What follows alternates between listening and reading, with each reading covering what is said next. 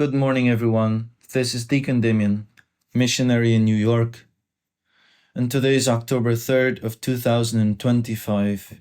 It's Friday of the 26th week in Ordinary Time. Our Gospel today is taken from Luke chapter 10, verses 13 to 16.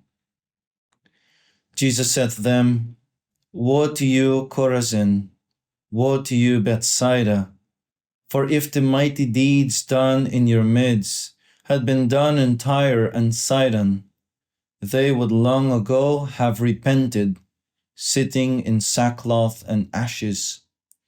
But it will be more tolerable for Tyre and Sidon at the judgment than for you. And as for you, Capernaum, will you be exalted to heaven? You will go down to the netherworld. Whoever listens to you listens to me. Whoever rejects you rejects me. And whoever rejects me rejects the one who sent me." The Gospel of the Lord. In the Gospel, Jesus pronounces a woeful warning upon 3 cities in Galilee. Jesus' reproach seems very harsh, but we cannot forget the God who speaks. He created us out of love and for love. From the beginning of creation to the present day, God's love continues to be rejected. But the Lord is persistent. He comes again and again, giving us the opportunity to receive Him, calling us to conversion. While His word seems harsh, it is because He has knocked at the door time and time again.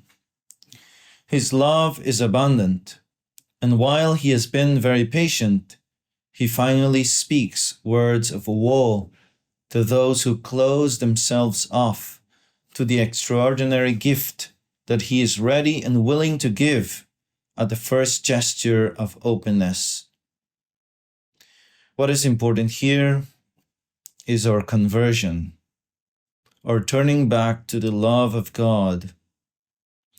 And it should be noted that God seeks our conversion. He wants our perfection. This means that He wants our first conversion, our second conversion, and in a word, our continual conversion. Venerable Fulton Sheen says, "Unless souls are saved, nothing is saved." We can also apply those words to conversion. We can say, unless the work of conversion is done, is carried out, nothing is done. No real work is done. If we really think about it, the whole mission of Christ was spent inviting, calling men to conversion, to perfection, to the kingdom of heaven. Now, there are many motives that can help us on the road to conversion. I would like to point out 2. The first is our awareness that we were created by God. And second, prayer. In regards to the first, St. Francis de Sales gives some motives or meditations to help one towards a due purification of a soul. But we can also use them as means for conversion, since conversion and purification are closely related, in that the soul is drawn to perfection, away from sin and vice to grace and virtue.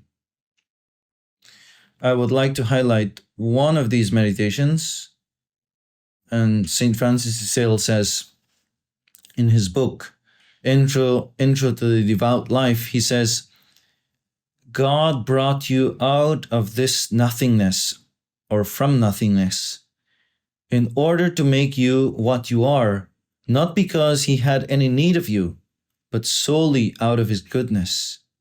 Consider the being which God has given you, for it is the foremost being of this visible world, adapted to live eternally and to be perfectly united to God's divine majesty. he said, from this consideration, we should be moved to awe. He said, humble yourself utterly before God, saying with the psalmist, O Lord, I am nothing in respect to thee. What am I, that thou should remember me? O my soul, thou wert yet lost in that abyss of nothingness, if God had not called thee forth. And what of thee in such a case? Give God thanks. This can be, of course, very helpful if we sense that we are stuck in our lukewarmness, or maybe in attachment to certain sins and vices. Let's think about that for a moment. Who am I before God? He has created me. And the second motive is prayer. If we find it difficult to be converted, our attachments to sins and vices, of course, we must pray. We must pray that God bring us out of that state. Saint Faustina has a beautiful quote in which he says, all souls ought to pray.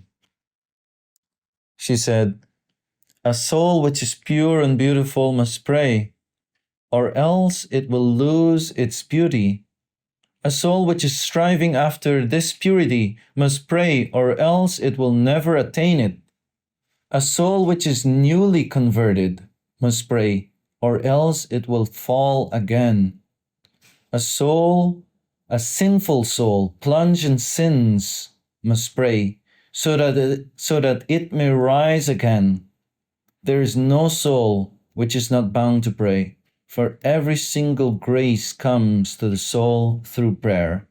And we can say, of course, the grace of conversion and continual conversion comes through prayer. We ask Our Lady to help us on this road to conversion, daily conversion, that she hasten our steps in this way. We ask her intercession. Amen.